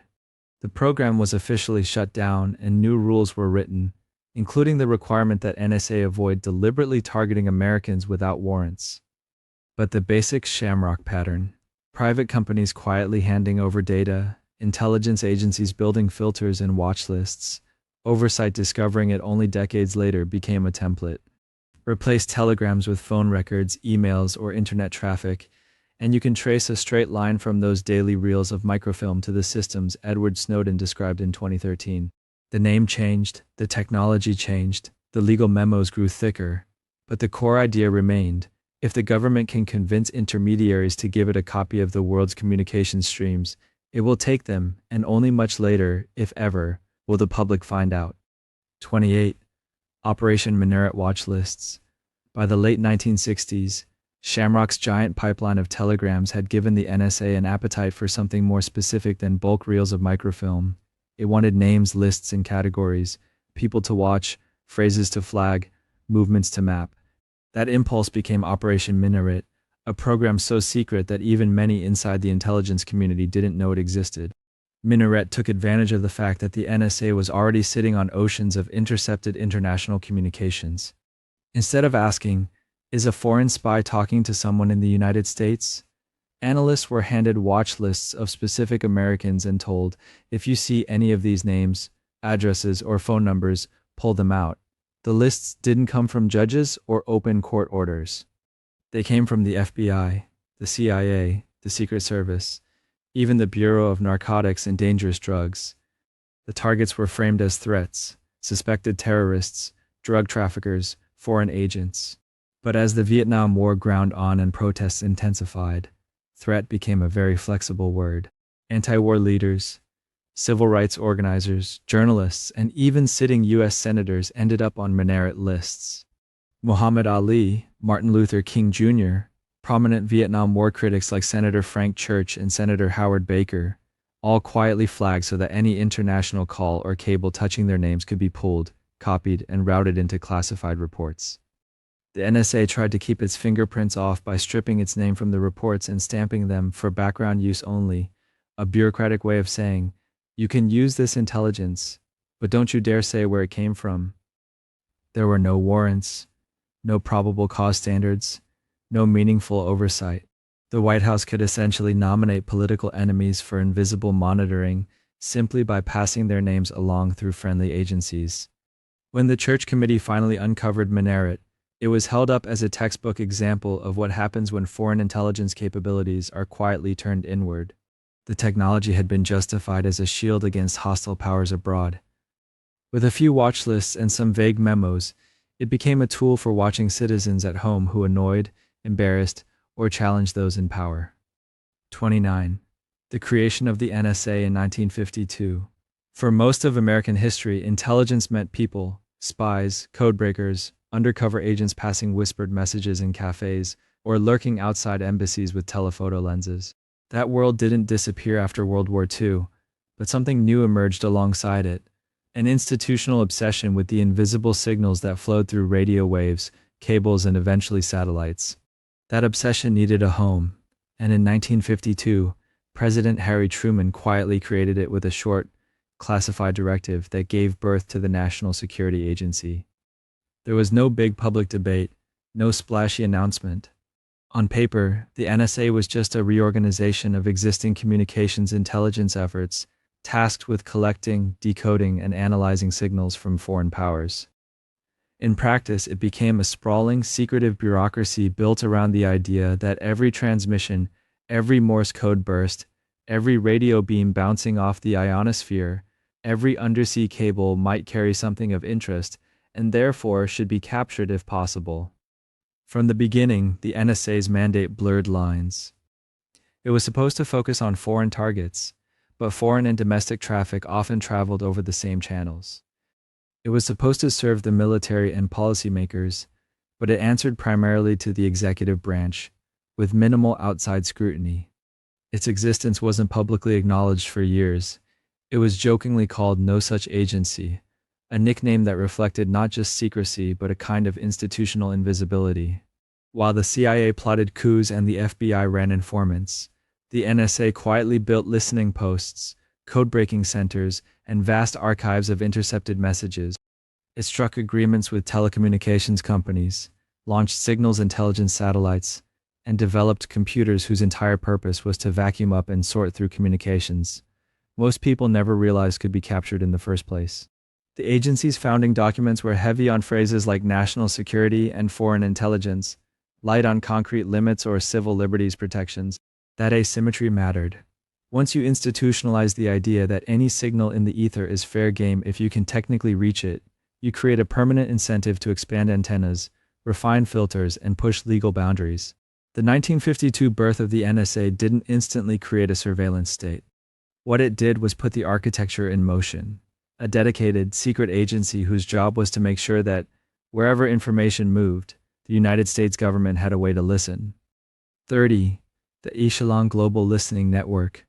If Shamrock and Minaret were early, clunky prototypes of mass interception, Echelon was the industrial version, a web of listening posts, satellites, and computers designed to inhale global communications at scale, then sort, tag, and distribute the results across an alliance of English-speaking intelligence services. Its roots go back to the UKOSA agreement after World War II, when the United States, Britain, Canada, Australia, and New Zealand formalized a partnership to share signals intelligence. For decades, that cooperation mostly meant exchanging code-breaking tricks and raw intercepts from specific targets. But with the rise of satellite communications and microwave relays in the 1960s and 70s, the game changed. Instead of tapping individual lines, you could sit under the main trunk and drink from the fire hose. Echelon was built to do exactly that. At remote stations in places like Menwith Hill in England, Waihopai in New Zealand, and Sugar Grove in the United States, giant dishes and antenna fields locked onto satellite links, pulling down vast streams of phone calls, faxes, and data. Computers scanned the flows using dictionaries of keywords, names, and numbers supplied by member agencies. If a flagged term appeared, the communication was captured, transcribed, and forwarded to whichever country had expressed interest. Officially, the targets were foreign militaries, terrorist organizations, and hostile states. Unofficially, European investigations in the 1990s and early 2000s heard allegations that Echelon had also been used for economic espionage, vacuuming up information about trade negotiations, corporate bids, and technology developments that could benefit American or British firms. Because the system was distributed, it offered a convenient way to dodge domestic legal restrictions. A partner country could intercept communications that another country's laws technically forbade its own agencies from touching, then share the take as foreign intelligence. By the time newspapers and European parliaments began probing Echelon, many of its capabilities had already morphed into newer, more digital forms, tapping undersea fiber optic cables, monitoring internet backbones, feeding data into massive storage centers. The core principle remained the same as it had been in the days of telegraph reels and watch lists. If you can position yourself anywhere along the world's communication arteries, you can see almost everything that flows through them. Echelon showed what happens when that principle is pursued not by a single agency but by an international club of them, pooling resources to build a listening system big enough to make most of the planet's conversations, in theory, accessible to someone, somewhere, with the right clearance and the right search terms. 31. The Foreign Intelligence Surveillance Act and its secret court. By the mid-1970s, the Church Committee had laid bare a kind of American paradox. The government had, for decades, spied on its own citizens in secret, and yet there was almost no formal legal framework describing when that could happen or who could say yes or no. Presidents claimed inherent constitutional authority. Agencies waved at vague national security memos. There was no regular courtroom where any of this was argued, no public docket, no adversarial process. Out of that mess came an idea that sounded, at least on paper, like a fix. If you can't stop intelligence agencies from seeking surveillance powers, force them to ask a judge. In 1978, Congress passed the Foreign Intelligence Surveillance Act, FISA, which did something unprecedented. It created an entirely new court, the Foreign Intelligence Surveillance Court, made up of federal judges but operating behind closed doors in a secure, classified setting. Instead of prosecutors and defense lawyers, there were government attorneys presenting secret applications for wiretaps, bugs, and other forms of electronic monitoring, targeted at suspected foreign agents. Instead of public opinions you could read and cite, there were classified orders stored in safes. FISA tried to draw a line. This court would handle foreign intelligence surveillance, especially when it brushed up against Americans, while regular criminal courts handled everything else. Warrants were required, probable cause had to be shown, but the standards were tailored to national security, not to traditional criminal charges. The law gave the executive branch something it wanted: formalized, routinized approval for the kind of spying it already did, while giving Congress and the public the impression that oversight had finally been imposed. In reality, the creation of the FISA court did something subtler and more lasting. It transformed many kinds of surveillance from fuzzy, arguably illegal executive adventures into bureaucratically sanctioned, judge-approved operations. What once lived in the shadows as maybe unconstitutional could now be stamped with the authority of law, as long as the paperwork used the right magic words and stayed inside the vault. 32. The one-sided, invisible world of the FISA court. From the outside, a court sounds reassuring. We imagine arguments, cross-examination, skeptical judges grilling government lawyers, and decisions that can be appealed, criticized, or overturned. The Foreign Intelligence Surveillance Court looked nothing like that. Its proceedings were ex parte, one-sided. Only the government appeared. Targets of surveillance never got notice in real time, never sent lawyers to argue the other side, never saw the affidavits or the evidence used to justify monitoring them. Applications were presented in classified filings, heard in secure rooms, decided in orders that almost never saw daylight. For years, even the existence of some key legal interpretations remained secret. The public could read the words of the FISA statute and think they understood the limits on government surveillance.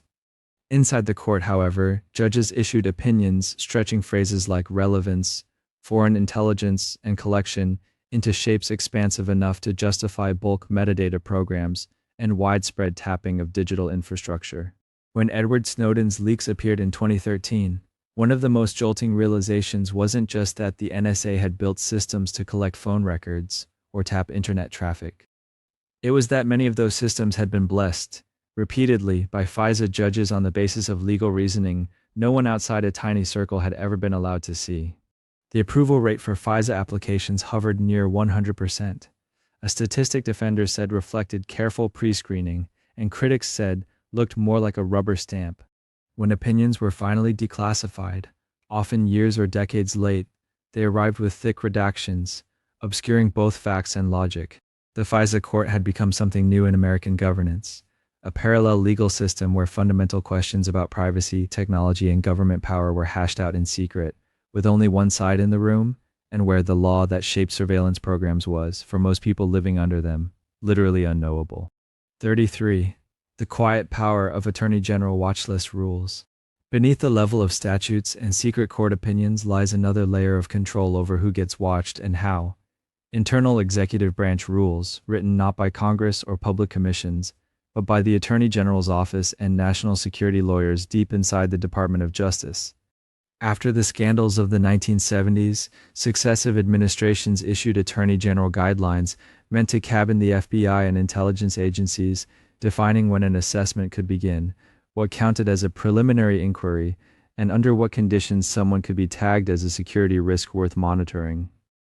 On the surface, these documents sounded cautious, full of phrases about reasonable suspicion, specific factual predication, and respect for First Amendment activities. In practice, they were technical manuals for building watch lists, categories, thresholds, and checkboxes that determined whose name might quietly migrate into databases used for FISA applications, airport screenings, or no-fly lists. Because they were executive policy, not statute, they could be revised in response to pressure from the White House, new threats, or political panics. After 9/11, the bar for opening national security investigations dropped. Associational ties, friends, roommates, fellow mosque attendees, colleagues became enough, in some cases, to trigger entries on watch lists that could shadow a person for years. There was no formal way to see if you'd been flagged under these standards, and almost no way to contest it if you somehow found out. A combination of vague criteria and broad discretion meant that entire communities, Muslim Americans, anti-war activists, immigrant groups, could be treated as pools of potential risk, swept into monitoring regimes without individualized evidence of wrongdoing. The Attorney General's rules operated like invisible ink on the Bill of Rights, not erasing protections in theory, but adding exceptions, caveats, and operational shortcuts that, in practice, dictated who could be followed, wiretapped, or placed under suspicion, all without a vote in Congress or a public debate about what security risk really ought to mean. 34. The Huston Plan, Blueprints for a Domestic Spy State. By 1970, the machinery of national security surveillance had been aimed outward for decades, justified by the specter of foreign enemies, but the Nixon White House was increasingly obsessed with internal security and the idea that dissent at home was part of a coordinated, subversive threat. Enter Tom Huston, a young conservative lawyer on the National Security Council who was tasked with drawing up a no-nonsense plan to break what Nixon saw as bureaucratic timidity. Huston consulted with the FBI, CIA, NSA, and military intelligence, then produced a classified memo that read like a wish list for an unrestrained domestic spy apparatus. It called for opening Americans' mail on a routine basis, expanding wiretaps and microphone bugs against domestic radicals infiltrating anti-war groups and civil rights organizations, and authorizing covert break-ins, so-called black bag jobs, to plant devices, steal documents, or quietly photograph files. The plan also envisioned increased cooperation among agencies that were, on paper, barred from spying on Americans. The CIA would help with domestic intelligence, the NSA would ramp up monitoring of communications, military intelligence would collect data on civilian protesters. To make this work, Huston proposed loosening, or simply ignoring legal restraints and Attorney General guidelines that had been put in place after earlier abuses. Nixon approved the Huston Plan in July 1970, effectively greenlighting a domestic surveillance expansion. Edgar Hoover, worried about protecting the FBI's turf and his own carefully cultivated semi-legal empire, pushed back, warning that formalizing such activities on paper was dangerous. Within weeks, the most explicit provisions were officially rescinded, and later administrations would claim the plan was never fully implemented. But many of the techniques it endorsed, mail interception, political break-ins, shared watch lists, were already in use under other names, and the Huston Plan's real legacy was that it showed, in one chilling consolidated document, how casually top officials could contemplate turning Cold War methods inward, rebranding political opposition as a national security problem to be managed with the same tools used against foreign spies. 35. The White House Plumbers, From National Security to Political Sabotage. If the Huston Plan was a blueprint, the White House plumbers were the crew hired to start knocking down walls. In 1971, after the Pentagon Papers exposed years of government lies about the Vietnam War, President Nixon and his aides were enraged not only by the leak itself, but by the sense that the traditional agencies, FBI, CIA, weren't moving fast or ruthlessly enough to plug what they framed as a catastrophic breach of national security. So they created a special unit inside the White House, euphemistically called the Special Investigations Unit, whose job was to identify and neutralize leakers. Coulson, Ehrlichman, and other senior aides recruited former CIA and FBI officers, men comfortable with covert operations, to run this off-the-books team. They called themselves the plumbers because they were fixing leaks, but what they actually did was import the mindset and tradecraft of clandestine operations directly into domestic politics. Their first big mission was a break-in at the office of Daniel Ellsberg's psychiatrist in California, an attempt to steal personal files that could be used to smear or intimidate the man who had given the Pentagon Papers to the press. They staged it like a foreign covert op. False identities, burglary tools, clandestine entry, photographic sweeps of private documents, and careful exfiltration. The distinction between national security and political damage control blurred almost immediately. Once a team like this existed, with loyal operatives reporting directly to the Oval Office, their skill set was too tempting to confine to one target. They floated plans to disrupt anti-war protests, to forge or plant documents, to bug reporters, even to physically attack perceived enemies. The tools refined for intelligence work, surreptitious entry, electronic surveillance, psychological pressure, became just another set of options for a White House consumed with staying in power and punishing critics. The plumbers unit would eventually fuse into Nixon's broader campaign operation. bringing with it a culture in which breaking the law wasn't an obstacle but a technique, justified under the same vague banner of security that had long shielded intelligence abuses from scrutiny. 36. Watergate and the boomerang of secret powers. The Watergate break-in in June 1972 looked, on the surface, like a clumsy political burglary, a team of operatives caught inside the Democratic National Committee headquarters, fiddling with phones and rifling through desks. But underneath the duct tape and cheap disguises was something more revealing, a straight line from decades of national security surveillance practices to their use against domestic political opponents. Many of the burglars were veterans of the CIA's covert operations, men who had planted bugs in foreign embassies and run sabotage missions abroad. They brought the same kit and mindset to Washington: wiretaps hidden in telephones, miniature microphones tucked into walls, cameras ready to copy documents. The target wasn't a Soviet handler or a foreign ministry, it was the opposition party in an American election. The break-in was ordered and funded through a tangle of campaign committees and White House loyalists, but the operational DNA was pure intelligence tradecraft. When the plot unraveled, the cover-up drew on the same instincts: claims of national security to block investigations, appeals to the CIA to lean on the FBI, talk of plausible deniability and compartmentalization as if this were just another covert op gone sideways overseas.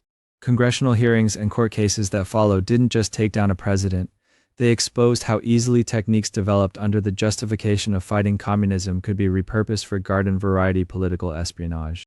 Wiretaps without warrants, break-ins dressed up as national security missions, slush funds and cutouts to obscure who gave the orders. Watergate showed that once the state builds a toolkit of secret powers and normalizes their use in the shadows, those tools don't stay neatly confined to foreign battlefields. They migrate home, turned against journalists, activists, and eventually rival politicians, because the habits and moral shortcuts that make them attractive abroad are even more tempting when the prize is domestic power. The scandal forced new reforms, stronger oversight committees, tighter rules, and apparent revulsion at abuses of power, but it also left a lingering lesson. The line between security surveillance and political surveillance is only as strong as the people in charge, and when a White House sees itself as besieged, it will reach for whatever instruments the secret world has already made available. 37. The Freedom of Information Act battles, prying open the surveillance archive. After Watergate, after the Pentagon Papers, after years of rumors about secret files and illegal spying, Congress finally had to admit that the public needed a legal crowbar to pry information out of its own government. The Freedom of Information Act had technically been on the books since 1966, but for most of its early life, it was riddled with exemptions, delays, and a culture of default secrecy. Agencies treated it like a nuisance suggestion, not a binding law. That changed when reporters, activists, and ordinary citizens began using FOIA as a weapon, filing requests that specifically targeted surveillance programs, FBI dossiers, CIA covert actions, and NSA communications intercepts. The government responded with stonewalling, denial letters full of blacked-out paragraphs, and claims that everything even remotely embarrassing was classified for national security, so people sued. The 1970s and 80s saw wave after wave of FOIA lawsuits, ACLU attorneys demanding COINTELPRO files, journalists pushing for records on MKUltra, families of activists asking why the FBI had been watching their loved ones. Judges started ordering agencies to cough up documents, sometimes literally dragging thousands of pages of secret memos into daylight, each stamped with file numbers and names that proved the rumors had been true. The FBI had kept meticulous indexes of subversives. The CIA had in fact run mind control experiments.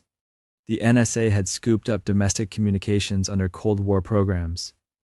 None of it came out because agencies had a change of heart. It came out because people were stubborn enough to use FOIA's slow, grinding machinery against a bureaucracy built to say no. Even then, the victories were partial.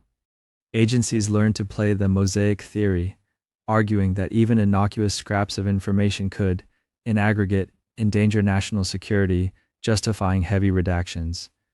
They misplaced files, shredded others, or refused to confirm whether certain records existed at all. But every released memo, every declassified cable, showed that paper trails could outlive denials. FOIA didn't end the surveillance state.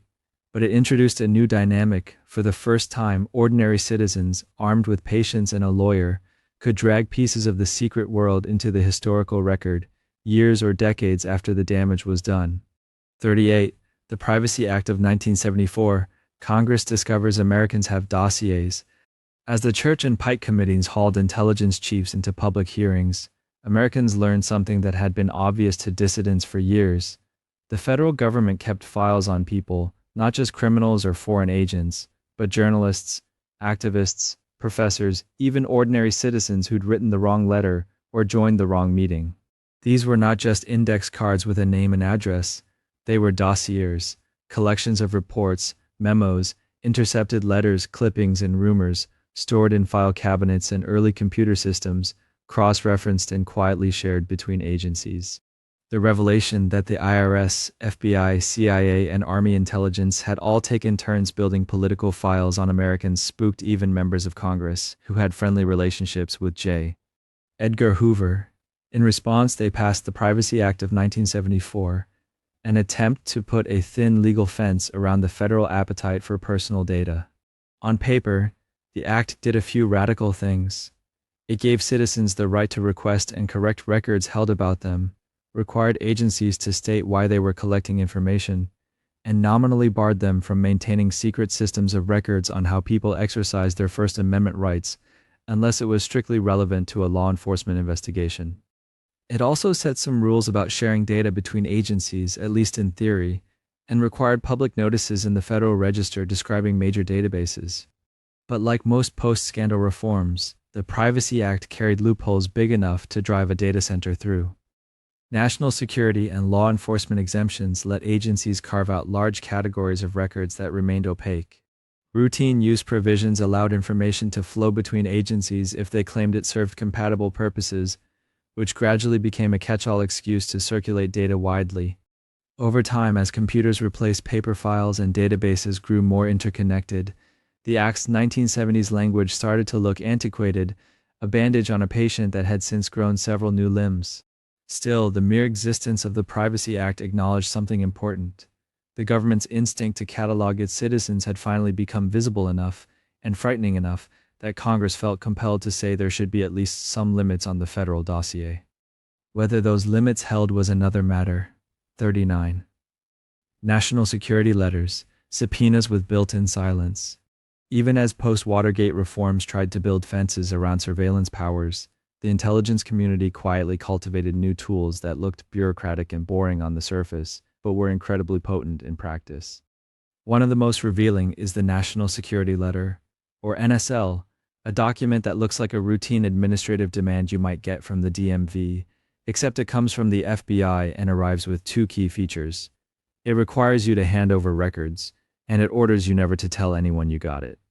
NSLs existed in a limited form before 9/11, mainly for getting certain financial data, but the USA Patriot Act supercharged them.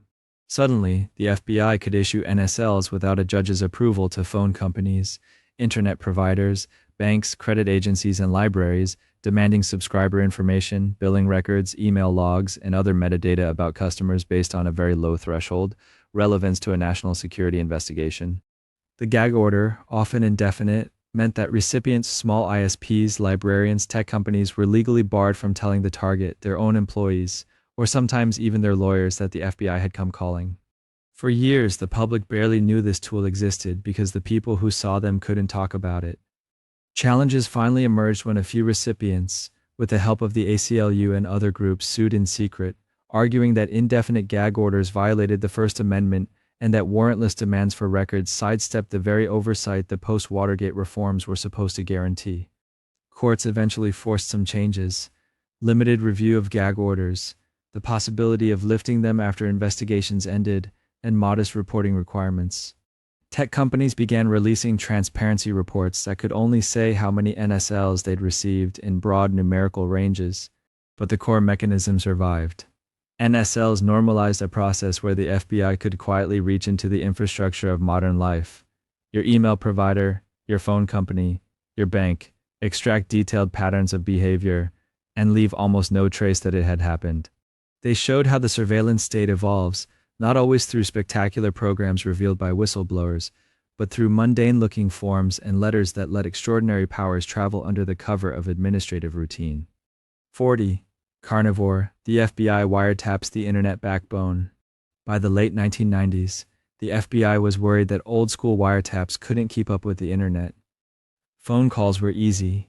You clipped onto a line. Email, chat rooms, early webmail accounts. Those flowed through servers and routers owned by private companies. So the Bureau built its own digital phishing net and gave it a friendly, non-threatening name, Carnivore. Carnivore was essentially a black box the FBI installed inside internet service providers' networks, with the providers' cooperation often backed by court orders and legal pressure. Technically, it was just a packet sniffer, a computer that sat on the wire and copied traffic as it went past. Practically, it meant that when the FBI said it was targeting a single suspect's email, the box first vacuumed up everything flowing through that segment of the network: messages, web browsing, connections from hundreds or thousands of users, then filtered it according to FBI-chosen rules. The Bureau insisted Carnivore respected legal limits, that it only kept data it was allowed to see, that its filters were carefully set to ignore everyone else. Critics pointed out the obvious problem. The FBI itself controlled the software, the filters, and the logs. ISP couldn't independently verify what it captured, and courts rarely had the technical expertise to challenge Bureau assurances. When word of Carnivore leaked around 2000, civil liberties groups demanded to inspect the code. The FBI refused, citing security. They rebranded the system with a more boring name, DCS-1000, then quietly phased it out in favor of even more cooperative relationships with telecom and tech companies. Carnivore was a preview of the modern surveillance model. Rather than manually tapping individual lines, embed equipment directly into the infrastructure and let automated systems sort the deluge, trusting the agency with the power to decide what targeted really means. 41. Section 215, Relevant Business Records and the Birth of Bulk Collection. Buried in the hundreds of pages of the USA Patriot Act, rushed through Congress weeks after 9/11, was a provision that looked like a minor tweak to an obscure law. Section 215 amended the Foreign Intelligence Surveillance Act to let the FBI apply to a secret court for orders demanding any tangible things, books, documents, records, papers, so long as the Bureau claimed they were relevant to an authorized investigation to protect against terrorism or espionage. On its face, it sounded like a glorified subpoena process with judicial oversight. In practice, that single vague word, relevant, and the secrecy of the FISA court became the legal engine for mass data grabs that would have been politically impossible if debated in public.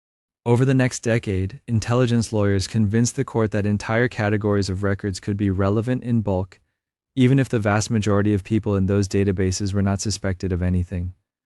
That interpretation allowed the NSA, with FBI involvement, to collect the phone metadata, numbers dialed, call times, durations of essentially every call made in the United States, on the theory that having a complete haystack would make it easier to find terrorist needles. None of this was disclosed to the public or most members of Congress. They'd voted for Section 215 with boilerplate assurances about catching bad guys. The reality only emerged when Edward Snowden's leaks in 2013 revealed that Section 215 orders had become routine, massive, and almost entirely one-sided, with the court hearing only government arguments in secret. The backlash forced Congress to trim the program, but the underlying logic survived, that the government can secretly redefine relevant to mean almost everything, and then build surveillance systems on that foundation while insisting, in the abstract, that it's just collecting business records with court approval. 42.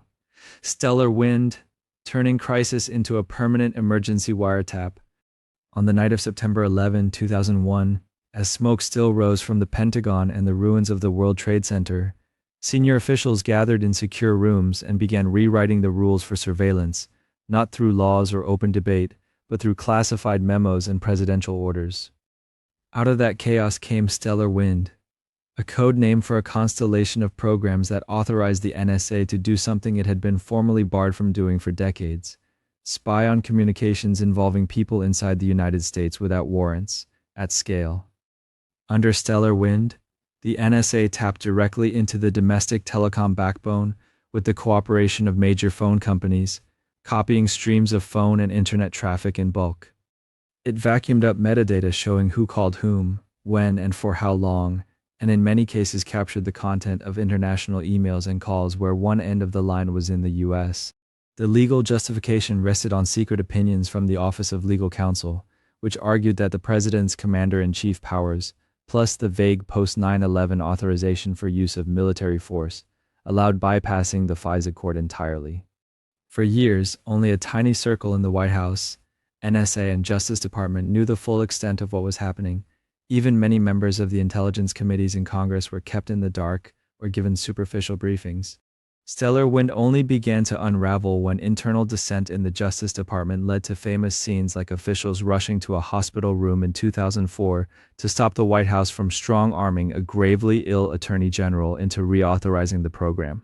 Pieces of Stellar Wind were later retroactively legalized and rebranded under different authorities, like Section 215 and Section 702, but the core idea remained. Use a crisis to create an off-the-book system of warrantless surveillance, run it in secret for as long as possible, then, if exposed, fold it into the law rather than shut it down. It marked a turning point where temporary emergency measures became the new baseline for a surveillance state that now treated the entire digital infrastructure as a potential battlefield. 43. The Terrorist Screening Database. Secret lists that follow you everywhere. By the time programs like Carnivore and Stellar Wind were humming along in the background, the government had a new problem. Once you vacuum up oceans of data and start flagging suspicious people, what do you actually do with all those names? One answer was to build a master list, a kind of central nervous system for suspicion. In 2003, the Terrorist Screening Center was created to run what became known as the Terrorist Screening Database, or TSDB, a single consolidated watch list built from FBI, CIA, NSA, and foreign intelligence feeds. On paper, it was simple. One list of known or suspected terrorists, shared with agencies that needed to know. In reality, it was a sprawling secret registry of hundreds of thousands, eventually over 1 million people whose names, partial names, aliases, or badly transliterated versions of those names were tagged as potential threats. The criteria for being added were deliberately fuzzy. Reasonable suspicion, based largely on classified intelligence tips, vague associations, or algorithms that scored your risk. You didn't need to be charged with a crime. You didn't need to know someone violent. You could be a relative, a former roommate, a person who once attended the same mosque as someone already on the list. Once in the TSDB, your name didn't just sit in a database. It spread. It was copied into derivative lists used for border checks, visa decisions, airport security, state and local fusion centers, even some private systems. Airline reservations were checked against it. Bank compliance officers used it to scrutinize accounts and wire transfers. Local cops pulling you over could get a quiet alert through their in-car terminals. A mismatch in a database in Virginia could mean extra questioning at a land border in Canada, or a bank account suddenly closed for compliance reasons with no further explanation. Because the TSDB was classified, the public had almost no way to know how big it was, how accurate it was, or how you got off it. The government insisted that internal review processes kept it fair. Lawsuits and leaked documents told a different story. Muslims and people of Middle Eastern or South Asian descent were vastly overrepresented. People discovered they'd been watchlisted not because of anything they'd done, but because a neighbor, an ex or a local cop had filed a vague suspicious activity report that fed into a pipeline they never saw. Courts eventually forced the government to reveal that there was, in theory, a redress process. You could file a complaint, wait months or years, and receive a letter that neither confirmed nor denied your status but assured you that appropriate action had been taken. The terrorist screening database turned suspicion into an invisible shadow that followed you through airports, borders, jobs, and banking, enforced by a web of institutions that rarely knew why the system had flagged you, only that it had, and that ignoring the flag might be a career-ending mistake. 44. The no-fly list. Learning you're dangerous at the boarding gate. One of the most visible, and yet still secretive, offspring of the terrorist screening database was the no-fly list. Before 9/11, airlines and the FAA kept a short list of known hijackers or bombers. After the attacks, that list exploded. The idea sounded straightforward enough. If the government thought someone posed a terrorism risk, they shouldn't be allowed on commercial flights. In practice, This turned into a Kafkaesque system where you often discovered you were on the list only when it was already too late. You'd bought a ticket, packed your bags, stood in line, maybe even made it to the gate, and suddenly a boarding agent got a cryptic message on their screen and called over security. There was no trial, no charges, no opportunity to respond in advance. You were just selected. The list was derived from the broader TSDB, but with even more secret criteria. Intelligence reports, sometimes just uncorroborated tips, could be enough to brand you a no-fly risk. Mild political activism, traveling to the wrong country, knowing the wrong person, these could all become entries in a file you never saw. Children ended up on the list because they shared a name with an adult suspect. Elderly nuns, members of Congress, journalists, and famous musicians were repeatedly pulled aside because an algorithm said they looked like someone dangerous. For years, if you were denied boarding, the airline couldn't explain why. TSA officers couldn't explain why. Agents would say things like, "You're on a list," and hand you a phone number or a website for the Department of Homeland Security's Traveler Redress Inquiry Program, DHS TRIP, a name that sounded reassuringly bureaucratic. You'd file paperwork, maybe send copies of your passport, maybe wait a year, and eventually receive a carefully worded letter that refused to confirm whether you were or had ever been on the no-fly list, but hinted that your records had been reviewed. Meanwhile, you still couldn't board flights, or you were always SSSS on your boarding pass, subjected to exhaustive secondary screenings every time you flew. Lawsuits slowly chipped away at the veil. In 2014, a federal judge ruled that the redress process was unconstitutional, forcing the government to at least tell some people when they'd been listed and, in general terms, why. Even then, the underlying evidence often remained classified, meaning you could be banned from air travel indefinitely based on secret reports you weren't allowed to see or challenge.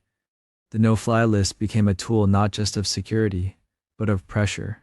Some Muslim Americans reported that FBI agents hinted their travel problems could go away if they agreed to become informants. For many, it turned the simple act of visiting family abroad, attending conferences, or going on vacation into a game of Russian roulette with an invisible bureaucracy where a mysterious designation in a hidden system could suddenly shrink your world to the radius of a car ride. 45. PRISM. When the surveillance state logged into the platforms. If the no-fly list showed how watch lists could shape your physical movements, PRISM showed how deeply surveillance had followed you into your online life. By the mid-2000s, people weren't just making phone calls, they were pouring their identities into email, chat, social networks, cloud storage, video platforms. The NSA understood that if you wanted to map relationships, intentions, and private thoughts, the richest veins of data weren't in phone company logs anymore. They were in the servers of Silicon Valley. Under Section 702 of the FISA Amendments Act, passed in 2008, the government got a new legal framework to target non-US persons reasonably believed to be located outside the United States for foreign intelligence purposes without individual warrants. On that foundation, the NSA built PRISM. Unlike the sci-fi name suggests, PRISM wasn't just giant antennas catching signals in the ether. It was a program in which major tech companies were compelled, in secret, to give the government access to data stored on their systems. According to leaked slides, starting with Microsoft, then expanding to include companies like Yahoo, Google, Facebook, Apple, and others, the NSA could send specific selectors, email addresses, user IDs, phone numbers, and receive back not just metadata but the content of emails, stored files, video chats, search histories, and more. The companies insisted they didn't give the NSA direct access to their servers. Instead, they responded to orders through secure portals. From the perspective of a user whose messages and photos ended up in an NSA database, that distinction didn't matter much. The legal magic trick was the word foreign. So long as a program was nominally aimed at foreigners abroad, huge amounts of American communications could be incidentally swept up and kept. If you emailed a relative overseas, chatted with a friend in another country, or had your data routed through foreign servers, which the internet does all the time, your conversations could slide into the dragnet. Internal NSA documents talked openly about upstream collection on backbone cables and downstream collection from PRISM companies, all feeding analytic tools that sorted, profiled, and flagged people for further scrutiny. Oversight consisted of secret court approvals based on one-sided presentations from government lawyers.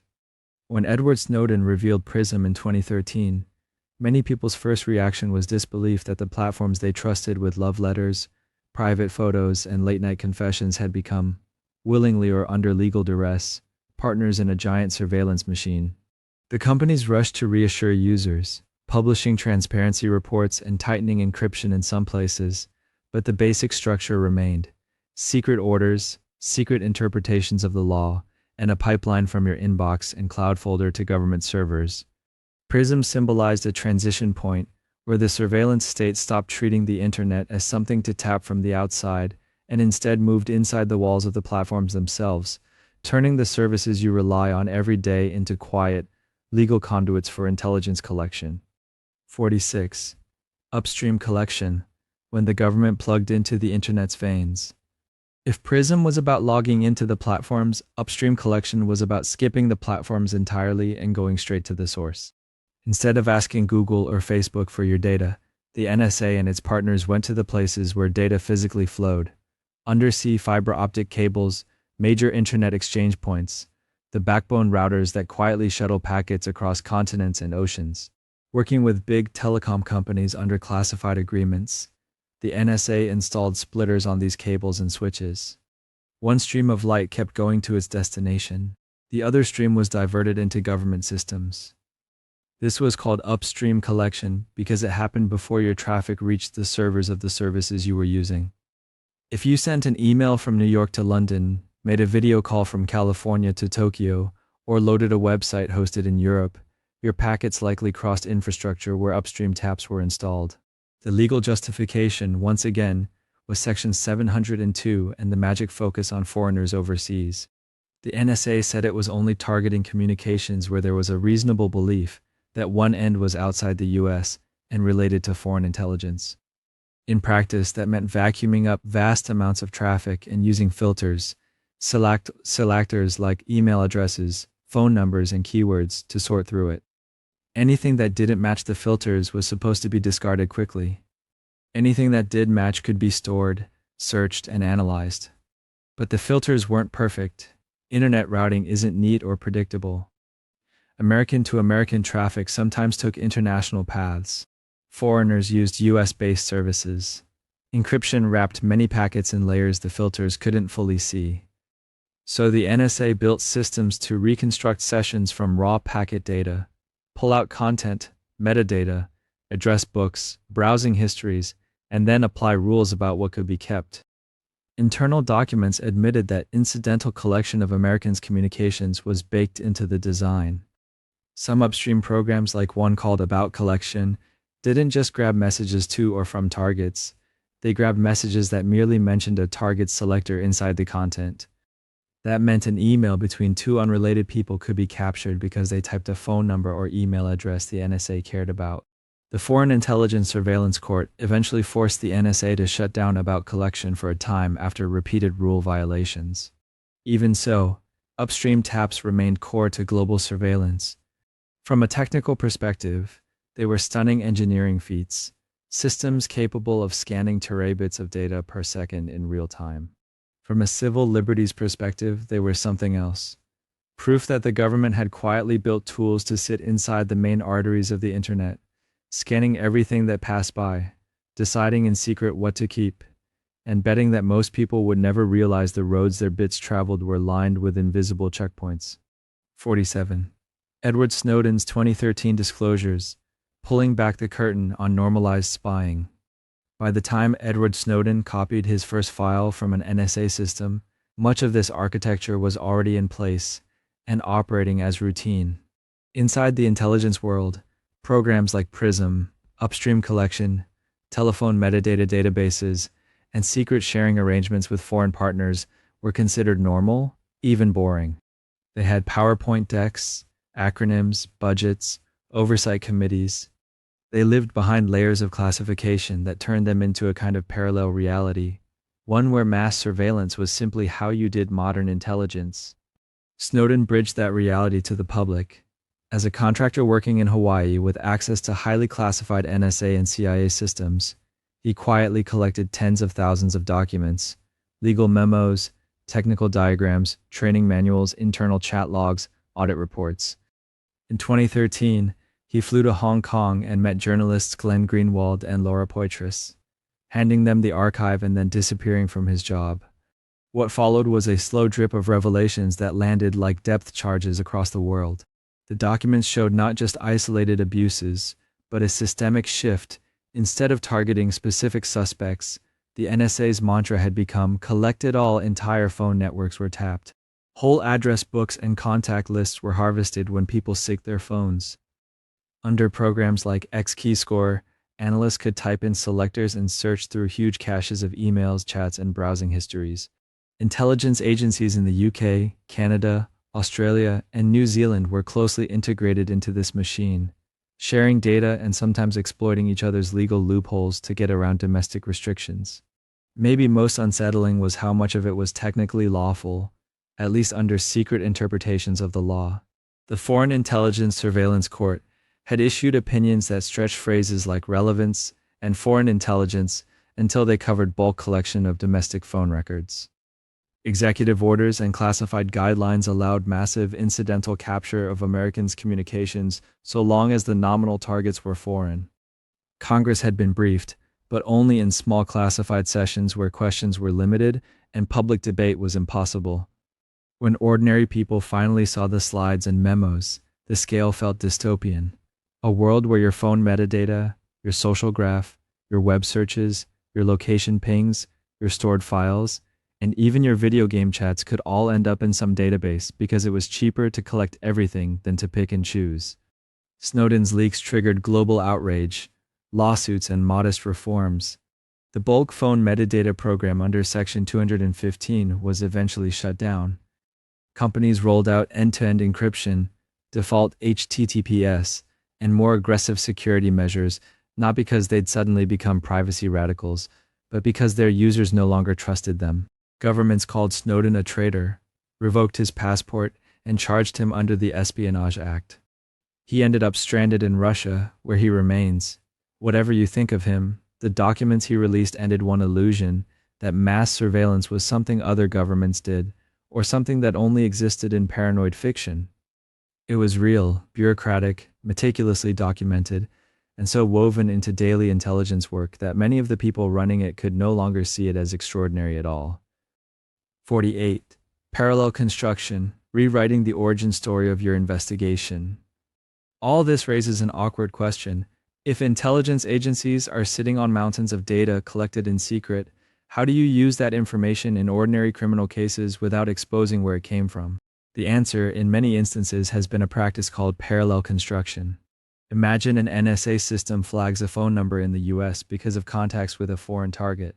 That tip gets passed to a unit like the DEA's Special Operations Division. An agent receives a quiet heads up. This car, this date, this route. Officially, that tip can't be the basis for a search or an arrest because it comes from highly classified sources. Upstream taps, foreign partner intercepts, or programs the government doesn't want to reveal in court. So investigators build a new story. Maybe they arrange for a traffic stop on a pretext, a broken taillight, drifting over a lane line. Maybe they send in an undercover officer who just happens to be in the right bar at the right time. Maybe they subpoena records from a phone company or a bank, using the classified tip to know exactly what to ask for. By the time the case reaches a courtroom, the official narrative is clean and ordinary. A routine stop led to suspicious behavior, which led to a lawful search, which led to evidence. The original intelligence tip disappears like a ghost. Defense lawyers never hear about it. Judges never rule on whether that upstream intercept or metadata analysis was constitutional. The entire chain of constitutional questions is cut off at the root. Documents and testimony have shown that agencies trained agents explicitly in how to do this.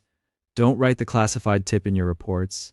Don't mention the source in discovery. Reconstruct your probable cause from unclassified methods. From the perspective of intelligence officials, this protects sensitive capabilities and international relationships. From the perspective of due process, it looks like laundering, taking potentially unlawful or at least legally untested surveillance and washing it through mundane police work until it looks pristine. Parallel construction blurs the line between national security and everyday law enforcement. A tool built to hunt terrorists can quietly shape a drug bust, a fraud case, or an immigration arrest, all without the public, the jury, or even the judge knowing that the real beginning of the story was a secret algorithm on a secret database. In a system where the origin of your investigation can be edited after the fact, the official paperwork becomes less a record of what actually happened and more a script, crafted to satisfy legal requirements while keeping the machinery of the surveillance state safely offstage. 49. Fusion centers, when every cop became a tiny node in the intelligence grid. If you've ever wondered how local gossip turned into national intelligence, fusion centers are part of the answer. After 9/11, the government decided that the problem wasn't too much information, but too little sharing. So they created fusion centers, joint hubs where federal agencies, state police, local cops, National Guard units, and sometimes private companies all poured their data into one big pot. There are dozens of these centers across the country, often tucked inside state police headquarters or anonymous office parks. Their mandate sounds simple: connect the dots to stop terrorism. In practice, the dots include almost anything: suspicious activity reports from local officers, license plate reader hits, social media monitoring, tips from businesses, protest flyers collected off telephone poles. Analysts sit in front of wall screens and dashboards, cross-referencing databases that used to be separate: DMV records, criminal histories, watch lists, sometimes even utility data. The line between local law enforcement and national security blurs, because the same system can flag a possible terrorist and someone late on child support. Early reviews by federal watchdogs found that many fusion center reports had little to do with terrorism and sometimes contained shoddy or biased intelligence, including dossiers on peaceful activists and religious groups. But once the infrastructure existed, the mission quietly expanded from rare national security threats to the everyday monitoring of communities, with almost no one outside the system really understanding how much of their local life now flowed upward into a shared, semi-permanent web. 50. The surveillance state's quiet permanence. How temporary emergencies become the new normal. One of the most consistent patterns in this story is how rarely powers go back in the box once they've been taken out. World War I gave us the Espionage Act, passed as a wartime measure to punish spies and suppress dissent. More than a century later, it's still used against whistleblowers who talk to journalists. The Cold War justified loyalty programs, blacklists, national security letters, and broad FBI authority to investigate subversives. Even after the Soviet Union collapsed, many of those tools or their legal descendants remained. After 9/11, the Patriot Act was sold as an emergency response for a nation in shock. Sections that expanded surveillance, lowered standards for warrants, and encouraged information sharing between intelligence and police came with sunsets, as if they would naturally expire when things calmed down. Congress renewed and revised them instead. Programs created as temporary fixes: mass phone metadata collection, Section 702 surveillance, fusion centers, watch lists became institutional furniture, too embedded to remove, too profitable for contractors, too convenient for investigators, too politically risky to oppose. Each new crisis, terrorism, cyber attacks, pandemics, unrest, adds another layer, another database, another authority, another justification for monitoring. The language around them softens over time. What began as extraordinary measures becomes standard practice. What was once shocking becomes background noise, humming along under the surface of normal life. And because so much of it is classified, most people never see the full accumulation. They only see the occasional headline, the occasional lawsuit, the occasional leak, each one a glimpse of a structure that was built, brick by brick, out of moments when fear made it easier to say yes than to ask what might still be standing long after the emergency had passed.